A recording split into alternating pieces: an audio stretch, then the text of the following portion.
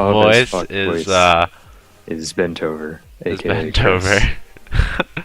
Alright, so we do have a pretty nice team comp coming out on blue side since it's complete. You do have the Orianna in the mid lane and the Aurelia. So Aurelia can be a ball delivery. Also Lee Sin can be a pretty good ball delivery as well, but Well, no, clearly Lucian's gonna be ball delivery. He's just gonna dash into the team. there is that. Dash and Zanya's, Obvious. right? Yeah, dash it on you, AP Lucian. And then you have a Nami, so it is gonna be I don't know how I feel about this Morgana pick here. follow up. Looks like they do have a more catchy comp. I mean, even with just like this amount of CC, even Caitlyn can contribute to the catch comp because you'll be CC'd so long you can just drop a trap. Yeah, I mean, yeah, there's definitely focusing around a pick composition here. I don't know. Oh, Xerath, interesting. Alright. So, extremely long range coming out from UT here. Caitlyn, Jace, Xerath is insane. Yeah, and I mean, if they do catch anyone, even in the jungle or something, Xerath will even be able to pop ult and just contribute to a ton of damage on that. Right, yeah, they can definitely kill somebody without even getting within 1,000 units of them. So, But their team is definitely leaning on the squishy side, whereas they have maybe like Elise as a front line. yeah, They definitely won't want that hard engage. But I don't know how much the Morgana can do against a hard engage, but that being said, the only hard engage is delivery. I think what I think is a good thing for Morgana is that if Morgana plays well, Lee won't be able to insect anyone, causing a hard engage. But then they don't really have that much in terms of defending against a good Orianna ult. Yep. So, but I mean, ideally they would just play around that. Yeah, we'll see if Lee Sin can be clever once he gets in and maybe kick out somebody who does not have the Morgana shield on them. It'll be interesting. It'll definitely be a lot of very quick reactions in team fights if they're trying to initiate things. Yeah, but I think what's good about Purple Team's team comp is ideally they would just avoid a hard engage.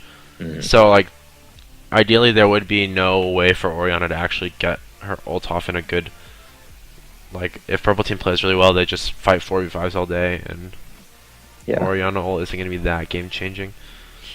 Right. One thing to note about Purple Team, well, actually really both sides have very strong lanes. So this is definitely going to be pretty reliant on how the lane phase goes for both teams. Yeah, I think. Go ahead. I think mid is just gonna be a farm lane. Probably, yeah. Bot is gonna be more or less. Yeah, assuming we have standard lane setup, bot lane will probably be pretty standard. The only exceptions will be really nice Nami bubbles or Morgana Qs. They kind of play a similar since Nami's bubble is like so telegraphed, it'll be really easy to spell shield that. Unless you can get like a good double proc off, but it'll only realistically hit one because of Morgana's spell shield. Otherwise, Kate Morgana applies a ton of pressure. Yeah, especially if Kate Morgana can get that lane pushed in at all. It is a little hard to push in against Lucian because he has solid wave clear of his own, but if they can get Caitlyn onto the turret early, it'll be very difficult to stop that early game gold lead snowballing. But yeah, we'll see. These are somewhat similar comps. I'm kind of excited to see how they go up against each other, actually.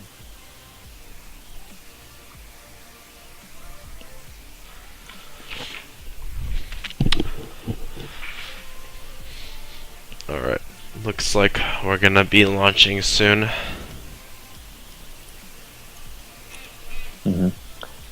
Yeah, still 30 seconds of delay time plus loading. You do see the standard teleports up top, so there will be a lot of mid-game fighting. What's interesting is Xerath does take Exhaust as opposed to the Orianna Ignite. Personally, I like a defensive spell on Orianna, just because you don't really need to play. I usually don't play Orianna win lane, but I guess some more aggressive Oriannas will utilize that Ignite. Yeah, I think she's that kind of telegraphs that they're going to be going for a little bit of early pressure, especially with an early game jungler like Lee Sin. Expect to see him in that mid game at least once, in the mid lane rather, at least once or twice before either of the towers go down. More interesting, though, possibly, is the level 1 from both of these teams. Rippleside has a really scary level 1, or UT, I should say. Lots of catch potential with Xerath and Morgana, and Elise if she decides to take Cocoon, but hopefully she won't have to resort to that. So we'll see. These borders are so pretty. Right. Except for these plat borders are pretty ugly. But I can't talk because mine's gold. Exactly. Shut up. Does A&M have five diamond borders? Because Looks that would be... like Epic Shots might have a little bit of trouble loading in, so there might be a pause. It could be, yeah, if he doesn't get in. Repping that Aviator earlier. Only because Recently I'm redone Splash. I'm too poor to buy Frostbutt. Frostbutt.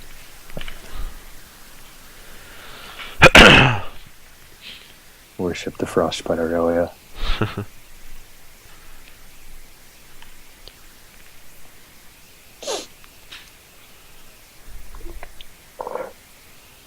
I really hope I get to see at least once in this game UT just like land a Jace EQ into a Xerath Q into a KQ or something and just watch somebody melt from 100 to 0 mid-game.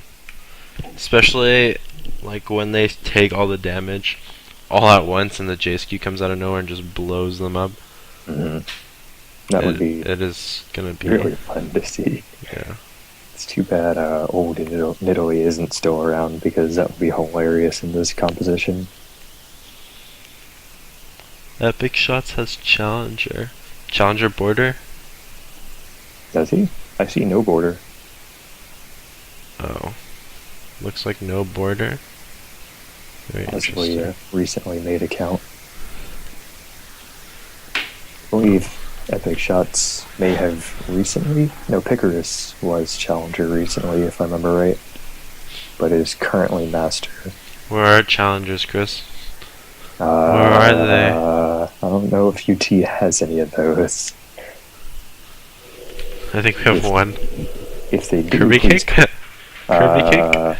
Now that Soraka Cheese doesn't work, I'm pretty sure he's dropped out. I mean, I'm sure you can play other champions besides Soraka. You just mean Soraka. Oh, Chris, why are you so cynical? And it looks like they will be heading to the well-known Dyrus First Blood Bush. Might be able to see an early skirmish here. Yeah, maybe we'll see a 2-minute long level 1 fight. Looks like UT, or can I just say UT? Looks like UT will spread out. Morgana does spot out Lee Sin trying to go for the invade. And yeah, they're gonna walk right over the ward, actually. They didn't know it was theirs. Just pretty good placement. Or just like she just dropped it really quick, so Lee Sin wouldn't watch her walk over it. So that displays the importance. You can't spend too long in base. All 4 trinkets are or 4 of the 5 trinkets from A&M are all placed out. 3 in the lower jungle, so they will spot any early movements. A&M is blue. I know A&M is blue. Alright, let me get these in the right spots. Yeah, sort out the champions in the bottom. Yep, I got it. Nice. So A&M does not actually have a ward on the blue, but they have wards all around it, so they'll know exactly where Elise starts either way. And yeah, other than that, looks like standard lane, standard jungle starts, both on the side of their duo lane. Nothing too exciting so far.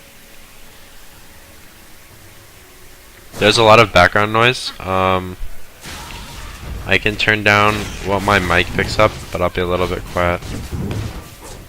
Maybe you can turn down what your mic picks up, but... Well, I mean, it's just going to turn down the mic boost. It's pretty close. It's like literally in front of my mouth. Oh, I don't know. Yeah. It's probably on the other side. I don't think I'm going to turn down mic boost. She says there's a lot of background noise. I'm sorry about that, guys.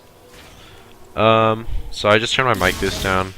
That's pretty much the only thing I could do. Looks like some good poke coming out from Xerath in the mid lane. They are trading a lot quite early on. Orianna does hit level 2 first. That's a little scary for Xerath, but he should be okay. Able to farm from ridiculously long range. Indeed. Looks like Kate and Morgana have begun to start pushing blue team in. They're gonna kind of want to shove them to tower and abuse Kate. So she can just farm all day. And yep. Gives her the advantage of CSing because it'll make it harder for Lucian to CS and she'll miss fewer than he will. Looks like Lee Sin does finish his blue buff much faster than Elise here. He's actually going in to try to find her, or he's just going around through Tribush. Yeah, he is Jace going could be in some trouble here, especially because Elise stopping at the double golems. That's not good news for Jace. He does see the Aurelia coming up on him though, and dodges Lee Sin Q vitally. Very important. And good a nice Elise Elise cocoon actually saves his life, but he is forced to burn Flash. Not sure what he was. No ignite there, but still afraid regardless.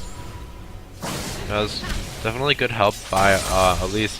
It was really important that Jace dodged the initial Q from Elise in though. Right, that would have been definitely what saved him. Right, that would have been almost certain death. Back in the bot lane, we do just have a farm fest Caitlyn picking up a little bit of an early lead. Well, I would say this is more than a little bit. 7 CS up in probably around 4 waves? 4 waves. This is the 5th. Right, and that's mostly just a function of pushing pretty strongly. And a good snare comes out. Lucy taking a lot of damage. The spell shield does negate the bubble. Kate getting a little bit better of that trade. But it looks like Lucian is all out of potions. Oh! Kate takes a Q, and that will drop her a little bit lower as well. Both of them are very low. Heal is available for both, so... Yeah, but the thing to remember there is that Nami has healing, so Lucian will sustain much better than Caitlyn. Yes, this is true.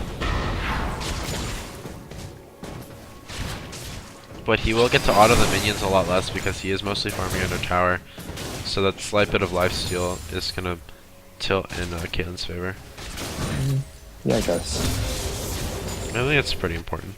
Yeah. Because she's autoing each minion like 3 times, where Lucian's only autoing them 1 time. Yeah, well, Bushlight is also doing a pretty good job of keeping them off the tower. Just barely. Yeah. So we do have a full HP Xerath with a potion left against a no health, well, less than half health Orianna. Looks like she will have to go back, Lee Sin holding the lane. Right. Great pressure by Xerath, forcing Orianna to go back, and Lee Sin to reveal himself in the mid lane, so the other lanes are a little bit safer. Yep.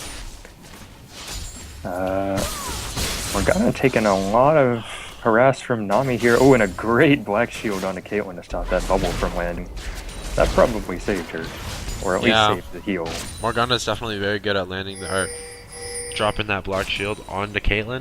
That's the 2nd time that the bubble has been negated by the black shield. And without the bubble is a big part of Nami trading. Because the CC lasts a really long time. 1.5 seconds? Yeah, it's a lot of CC, and it's a knockup, so it can't be reduced by tenacity. Both junglers will actually find each other here. Lee Sin going in to drop a ward. Now he's kind of spotted out, but Elise will just let him casually walk away. I think they might have been able to fight that because Xerath reacted to the roam. Oh, are you lagging? Yeah, Xerath was definitely in a better spot to fight that. Sorry, just a little bit of lag. Yeah, they elected not to for whatever reason. Yeah, Lee Sin was definitely out of position. And, right. Going in for that ballsy ward there. Oh, Orianna actually roaming up the top lane. She's unspotted in that tri-bush, but we'll back away. Jace Spidey senses it. We'll recall actually to finish up his tier, grab another longsword and a ward, which that ward will be very helpful. Looks like they're tunneling onto him a little bit. Ooh, now Morgana actually jumping a very deep ward by the Wraith Bush there.